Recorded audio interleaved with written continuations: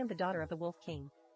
To prove that my boyfriend Dante loved me, not my bloodline, I disguised myself as a human secretary and stayed by his side for 7 years. But on our anniversary, he publicly announced his engagement to another woman, Lola. He called me a useless tool. And Lola stomped on and shattered the necklace my mother had left me. Little did they know, the necklace was the seal that suppressed my alpha power. I dialed my father's number.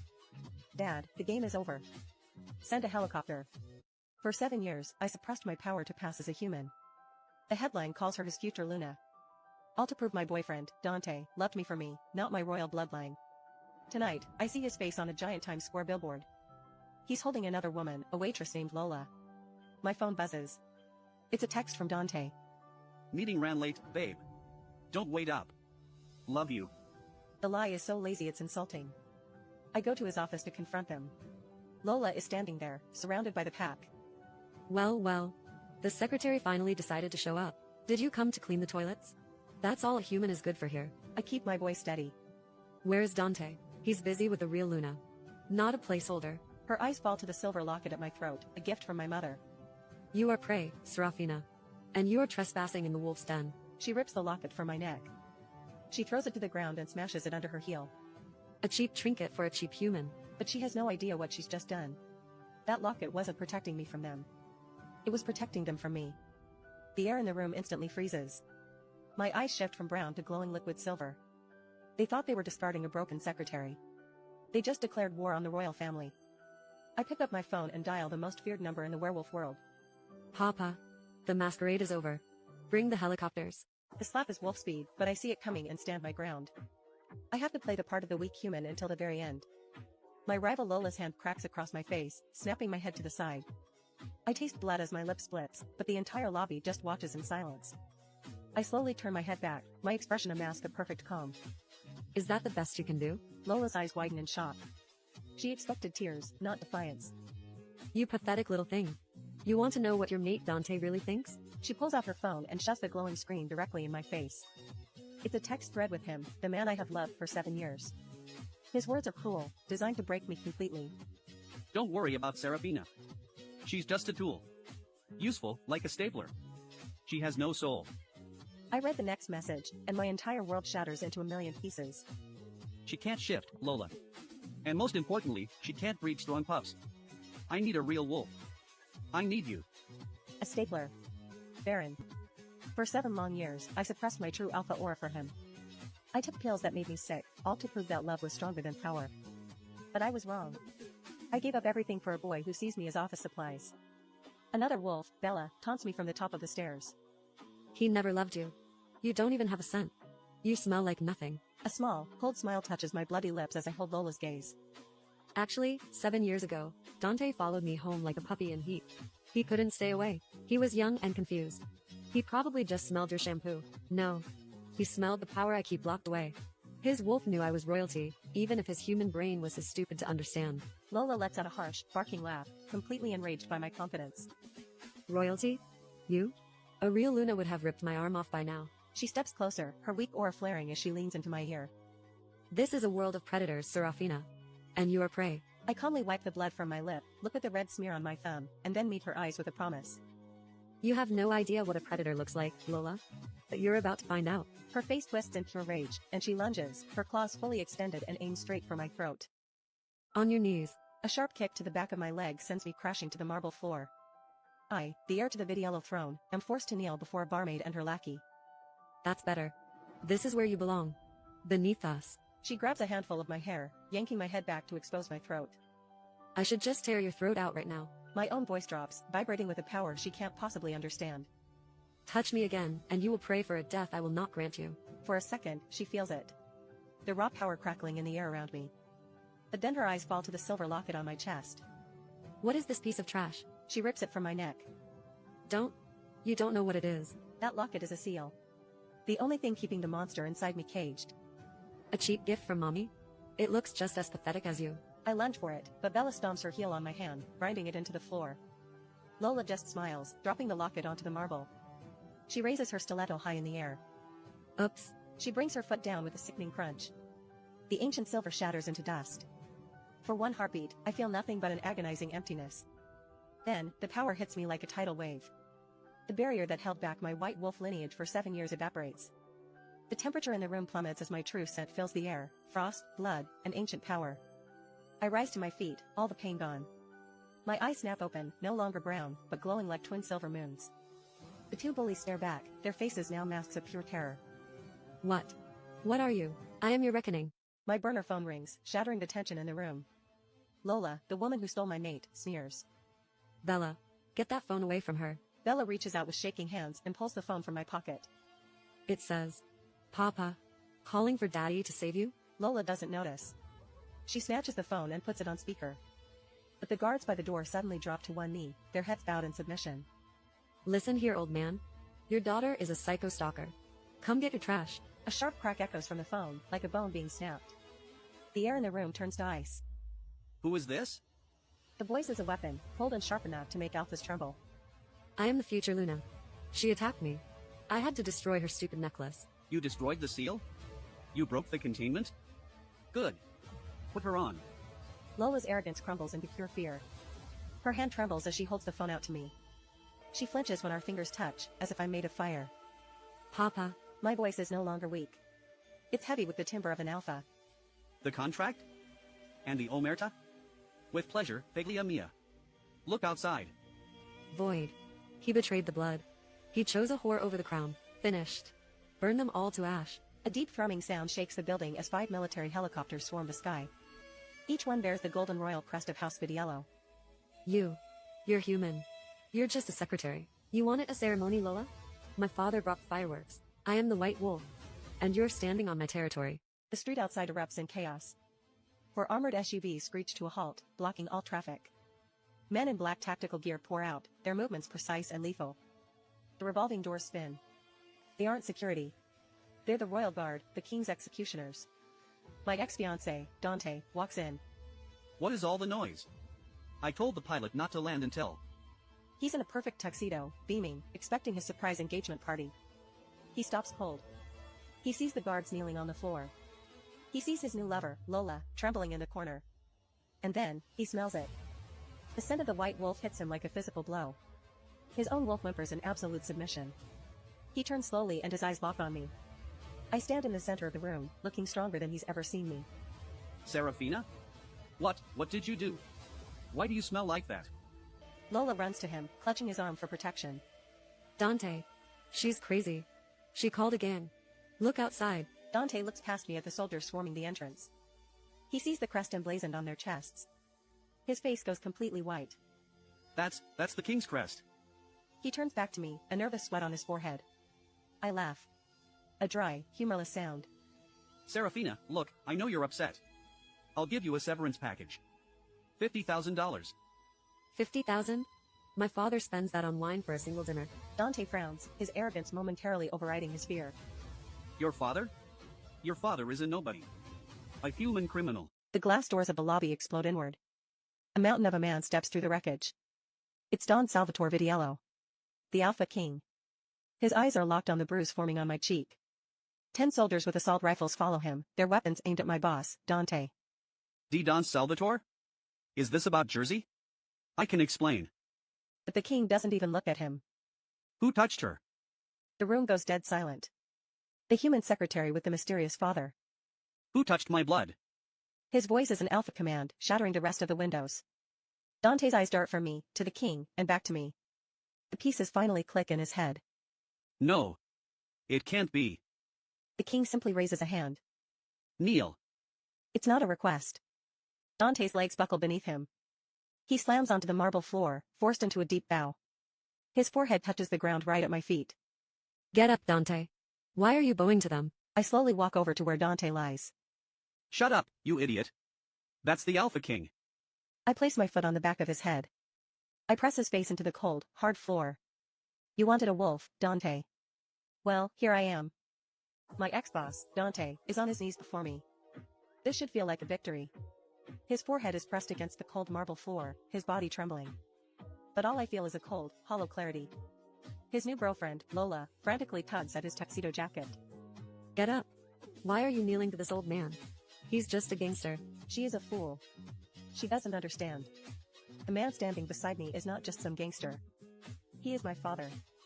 He is the alpha of alphas, the king of all wolves. In our world, biology is law. When he releases his command, it is an invisible force that crushes the will. It bypasses the mind and strikes the wolf spirit, forcing absolute submission. Dante knows this. His own wolf is whimpering, exposing its neck to save its own life. Quiet, Lola. He fights against the crushing gravity, sweat beading on his upper lip. He manages to lift his head, his eyes first finding my father. Then, his gaze slides to me. He blinks, his brain struggling to process what he sees. He's trying to reconcile the image of his docile, coffee-fetching secretary with the woman standing here now, surrounded by shattered glass and armed royal guards. Serafina, this is a misunderstanding. His voice is a pathetic gasp. Tell him we are partners. Partners. The word makes my wolf snarl inside me, ready to snap his neck. I look down at the man who thought I was nothing. Partners? I let the word hang in the air, final judgment. Is that what you call it? I thought I was a stapler. Useful, but soulless. Dante scrambles to his feet, his legs trembling. He wipes blood from his nose where he hit the floor. I was angry. You know how I get. It's the alpha blood. It makes me passionate. My father's voice is low and dangerous. You are not an alpha. An alpha protects his own. You are a child. Dante ignores him, his desperate eyes locked on me. He takes a step forward, raising his hands. Serafina, look at the big picture. We have history. 7 years. This is just a lover's quarrel, right? A little drama before the wedding? He actually believes he can talk his way out of treason. I stare back at him, my face like stone. I stare back at him, my face like stone. There is no wedding, Dante. His nervous smile falters. Don't be like that. You're emotional. You're human. You don't understand. And there's no company. Not anymore. He tells me he had to choose Lola for the image. But you are the brains. I need you. He reaches out to touch my arm. My father moves to stop him. But I hold up a hand. The king freezes at my command. This is my battle. I let my aura flare out. It's not the suffocating heat of a normal alpha. It's sharp and cold, like breathing in ice. Dante stumbles back, his eyes wide with terror. I let my eyes flash from brown to a piercing, metallic silver. I am not human, Dante. His jaw drops in disbelief. And I understand the pack better than you ever will. The moment my eyes change, Lola lets out a strangled cry. You lied to me. She scrambles backward, her heels slipping on the polished floor until she hits the reception desk. She points a shaking finger at Dante. You said she was a defect. You said she was a nobody. Dante spins around, his face twisting with rage. Shut up, Lola. Can't you see I'm handling this?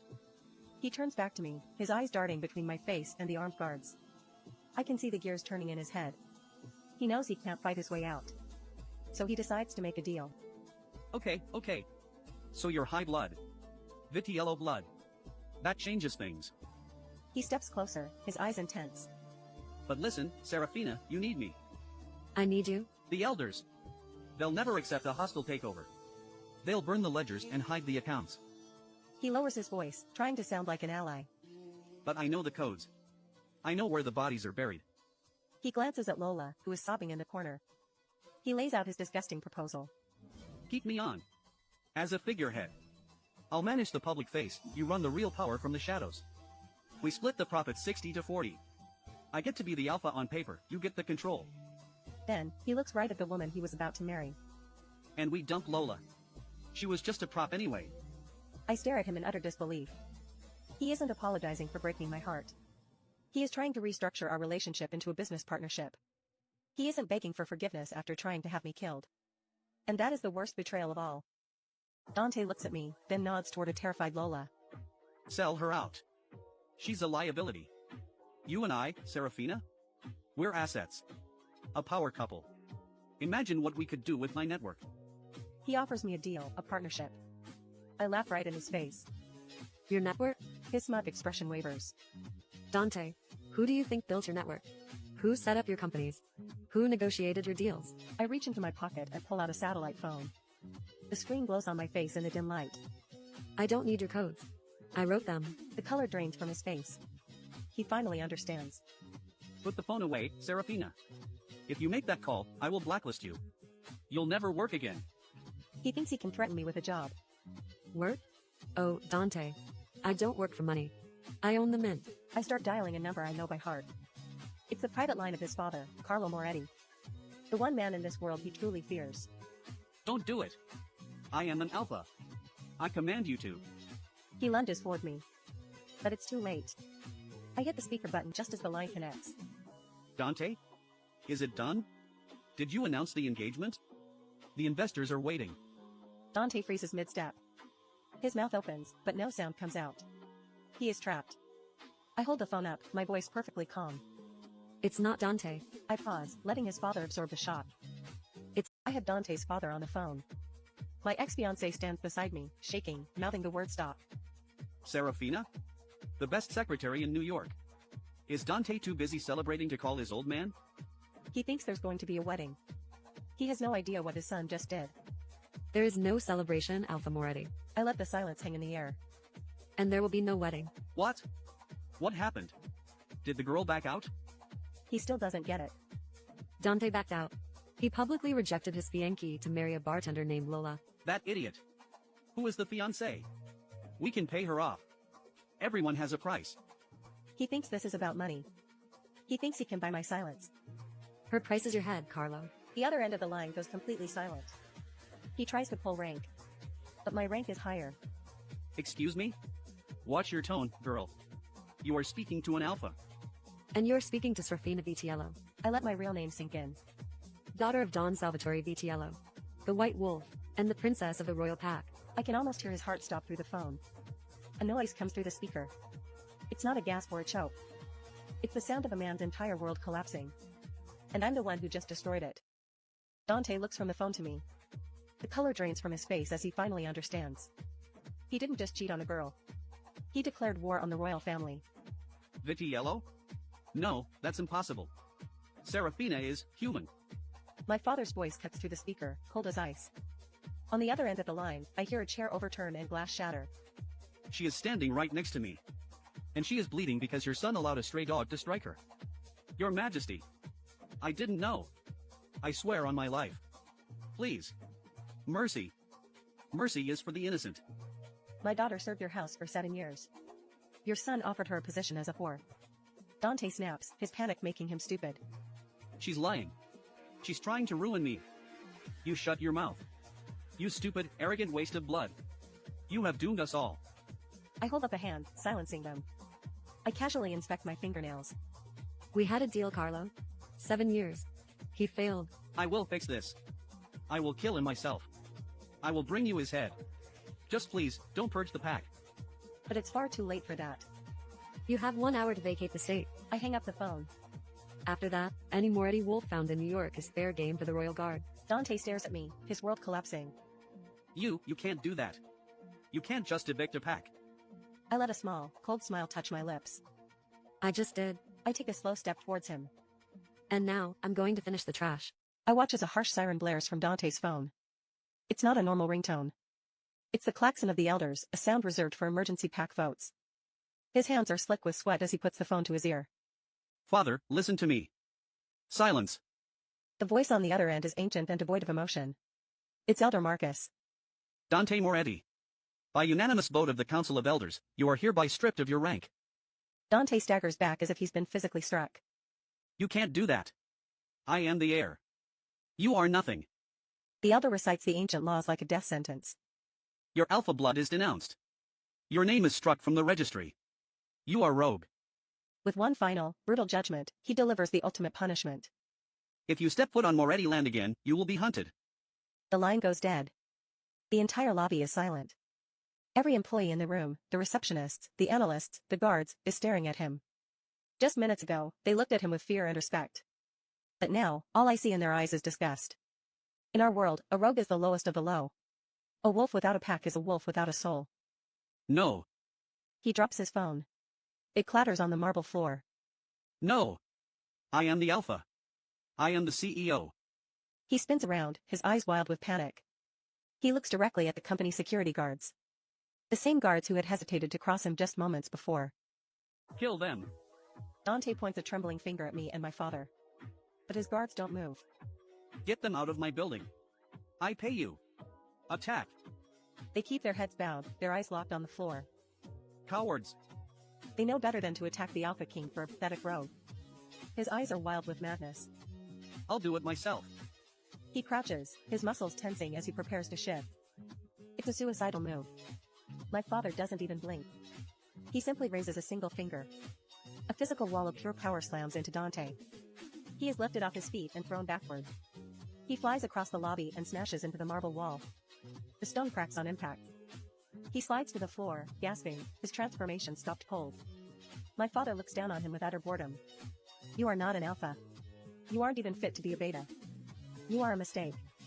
I walk over to the broken man crumpled on the floor. He looks up at me, blood trickling from his ear. Serafina, help me. Help you? I lean down, my face just inches from his. I spent 7 years making you look strong. You threw it all away for a cheap blonde. I whisper the final curse. Enjoy the silence, Dante. Without the pack link, it gets very lonely. A scream cuts through the ruined lobby. It comes from the corner. From Lola. This is all your fault. She glares at Dante, who lies broken and disowned on the floor. Her ticket to the high life has just been cancelled. But then, a worse realization dawns on her. She was the one who smashed my locket. She was the one who physically assaulted a royal. She rushes at Dante, her face a mask of pure rage. You told me she was nobody.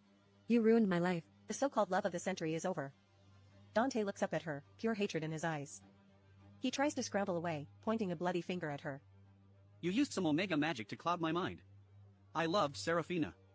You made me do this. You witch. You confused me. It's pathetic. Two dogs fighting over scraps.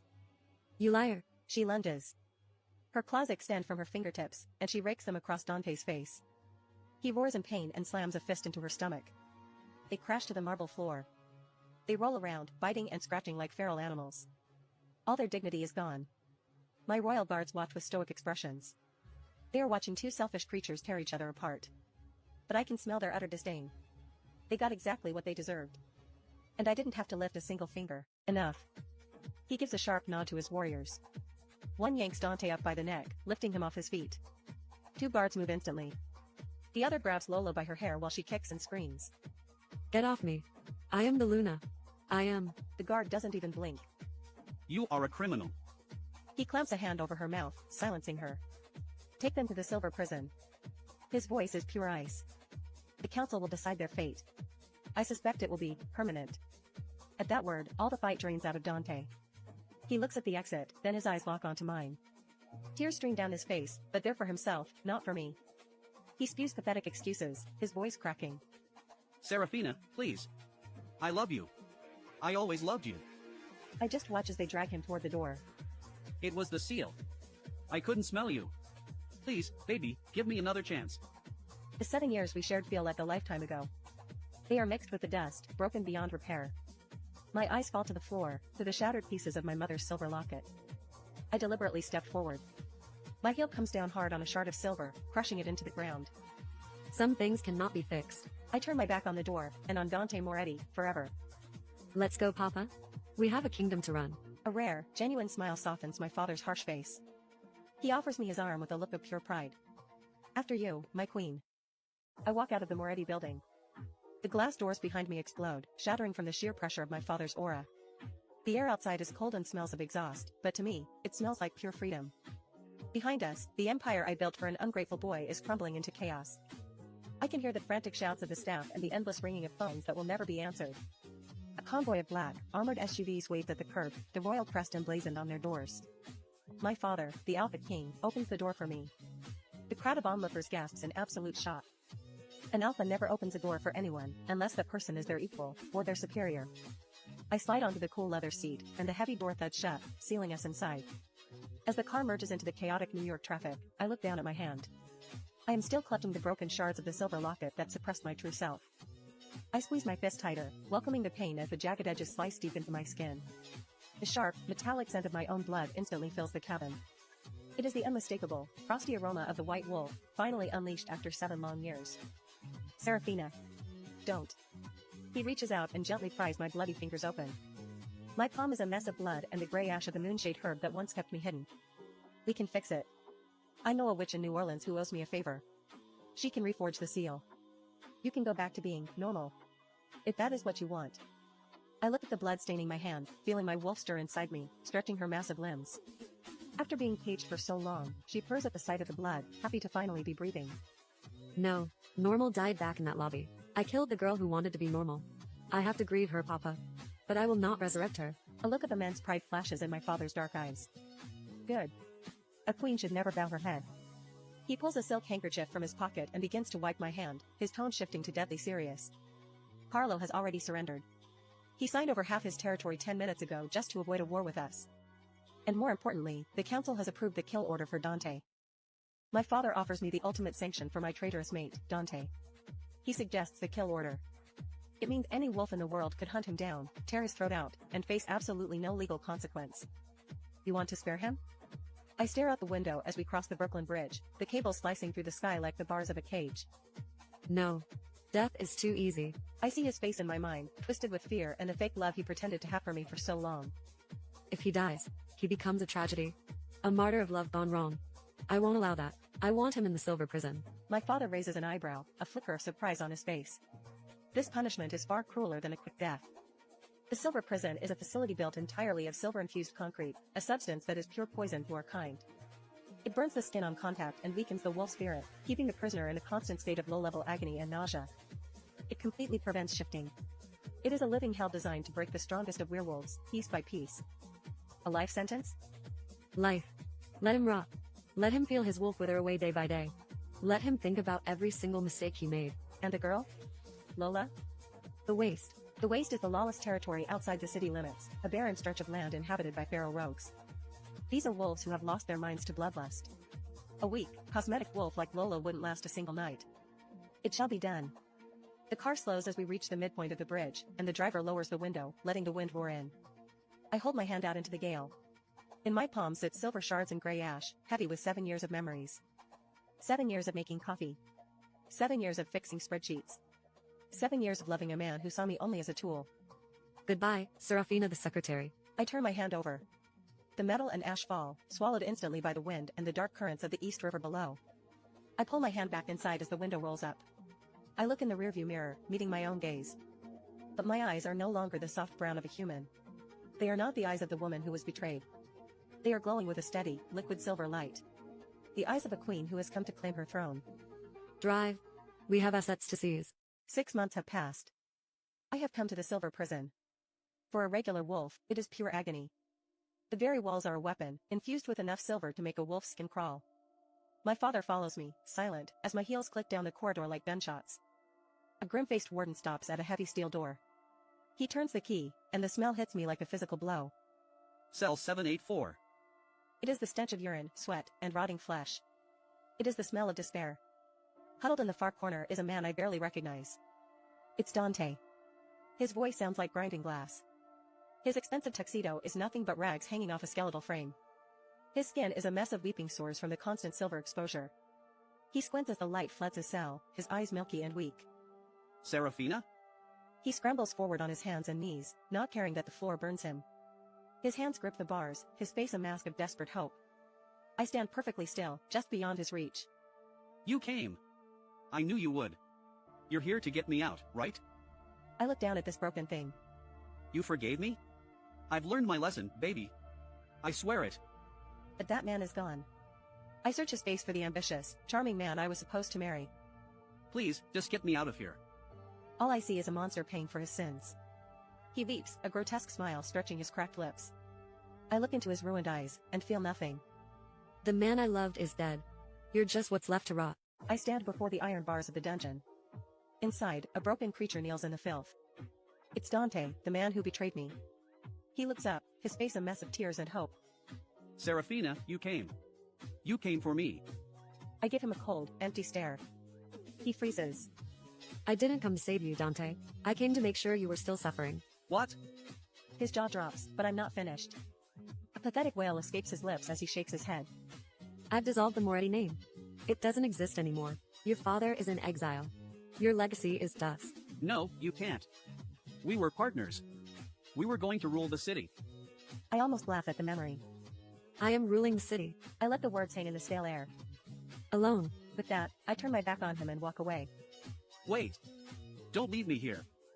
He lunges for the bars, his filthy fingers just brushing the back of my coat. It burns. It hurts. Please, Serafina. I love you. I don't flinch. I don't look back. Goodbye, Dante. A heavy dungeon door slams shut, cutting off his screams for good. Are you satisfied? As I step back into the bright sunlight, my father is waiting for me. I take a deep breath of the fresh, clean air. The phone rings at 3 in the morning. I pick up the phone. It's the prison warden. I am already awake. My white wolf energy never sleeps. It hunts. Alpha Serafina. I'm calling about inmate 784. Dante Moretti. His voice is low and grave. He's dead. I feel nothing. How? The warden sounds disturbed. It was suicide. He swallowed a piece of the silver plaster from his cell wall. It tore his insides apart. The death must have been excruciating. I swing my legs out of bed. I walk onto the balcony of my penthouse. The city is a sea of dark glass and sleeping lights below me. He wants to give honor to the man who betrayed me. Above, the moon is full, and I feel its power surge through me. My voice cuts through the line like a shard of ice. We need your instructions for the disposal of the remains. Is there a family plot? We could ship him to his father, Carlo Moretti. Then, a funeral, perhaps? No. No shipping. No family plot. I almost laugh at the absurdity. A funeral? And who exactly would attend? I let the silence stretch, making him wait. The warden says nothing. He knows the answer. The father who disowned him. The fiance he betrayed. The pack he tried to burn to the ground. Then, what are your orders, Alpha? I give the traitor the end he deserves. Burn the body. Throw the ashes in the trash. He is nothing. The warden's voice comes through the phone, quiet and formal. He's gone, Alpha. What are your orders for the body? I don't need a moment to think. Cremate him. I look up at the full moon. And the ashes? Could I send them to your estate? His question hangs in the air. I remember a night just like this, 7 years ago. But it was all a lie. Dante pointed to the stars and promised me everything. Even then, he was just calculating my worth. He told me he wanted to be a king. He told me he would rule the city. Now, he's just biological waste in a cold metal drawer.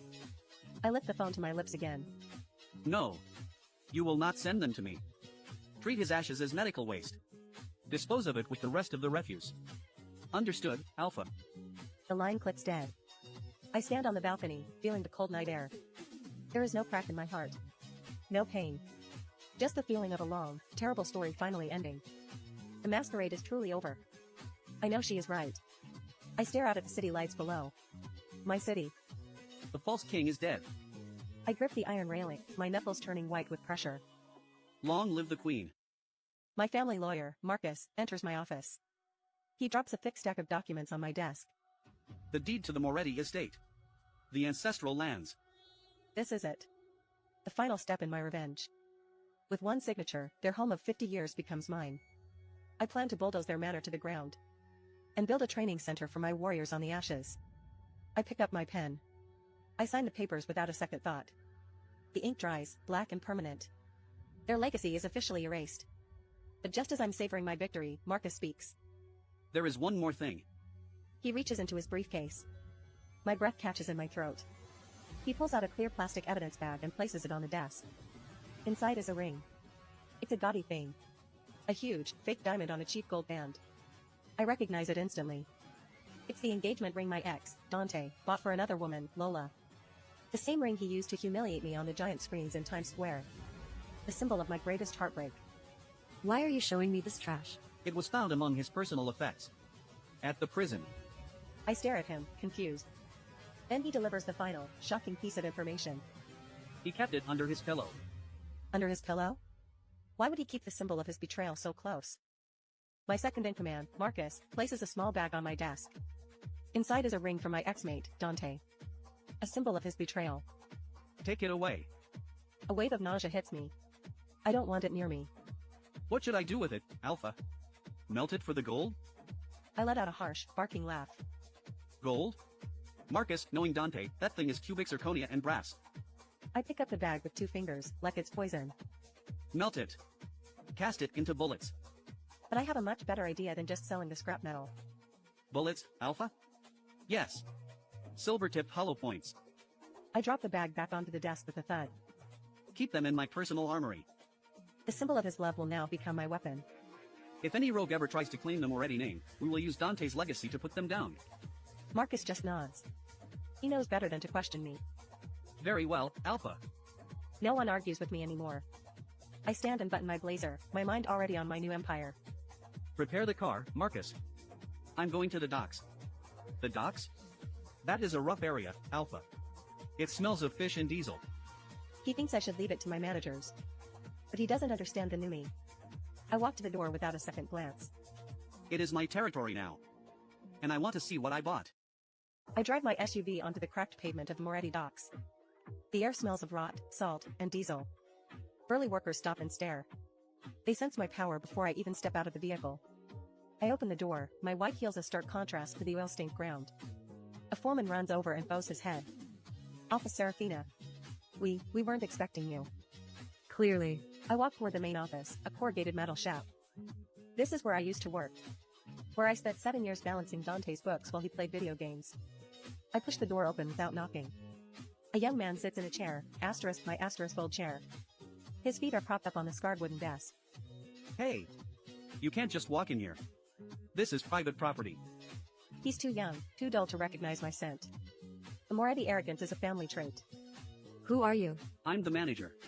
Paolo Moretti. Who are you, sweetheart? You looking for a job? I don't raise my voice. I don't need to. Instead, I walk to the filing cabinet in the corner. I pull out a specific blue ledger. Then I slam it onto the desk, right next to his feet. His smug look vanishes. Paolo Moretti. His eyes are wide with shock. His face drains of all color. According to this, you've skimmed $40,000 from the shipping maintenance fund in the last 6 months. You've been funneling it to a shell company. One registered in your... I walk into my office and find the man who betrayed me, Paolo, sitting in my chair. His feet are kicked up on my desk, a smug look on his face as if he owns the place. But when he finally sees me standing in the doorway, his feet slam hard onto the floor. The color drains completely from his face, replaced by a mask of pure shock. How could you possibly know about that? I walk slowly towards the desk, my steps the only sound in the tense, silent room. I know because I built this entire system. I see every single cent that moves through this port. I pull a simple pen from my pocket, holding it between my fingers like a weapon. You have two choices. Choice 1, I call the IRS. I call the council enforcers right now. You'll go to prison for embezzlement. And in our world, we both know thieves lose a hand. He swallows hard, his throat suddenly dry as pure, unadulterated terror fills his eyes.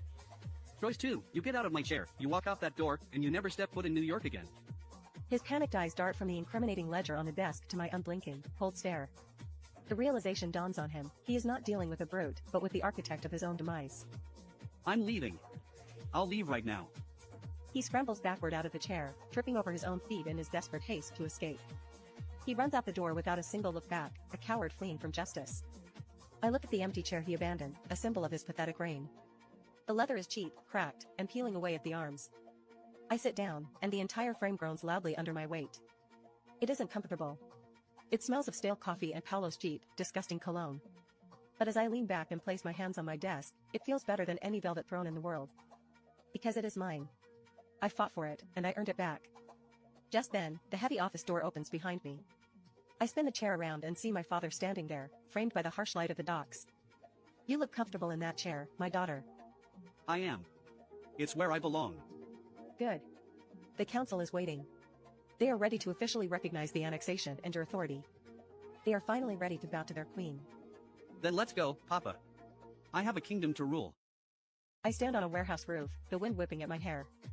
A heavy steel door opens behind me. I don't turn around. I already know who it is. Papa. My father, Don Salvatore, steps up beside me.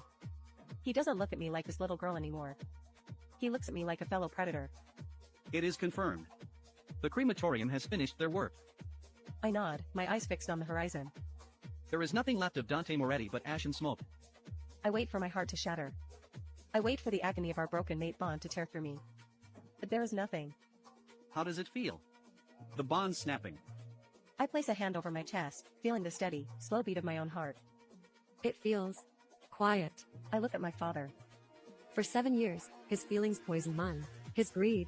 His lust. His pathetic insecurities. It was like constant static noise in my head. I finally feel in control of my own mind. Now, there is just silence. It is peaceful. My father studies my face, his expression unreadable. He is proud of the weapon he has forged. In his eyes, I see a dark mixture of pride and sorrow.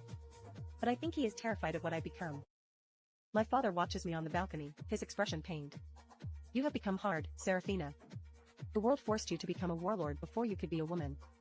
I meet his gaze without flinching. The world didn't force me. It just reminded me of what I am. He turns to look out at the city skyline, trying to find the right words. I am a Vitiello. I am the white wolf. A cold, humorless laugh escapes my lips. The moon goddess is benevolent. She may grant you a second chance. A true alpha who can stand beside you. I don't want a mate, Papa. Every wolf needs a pack. Every queen needs a king. My hand tightens on the rough concrete railing.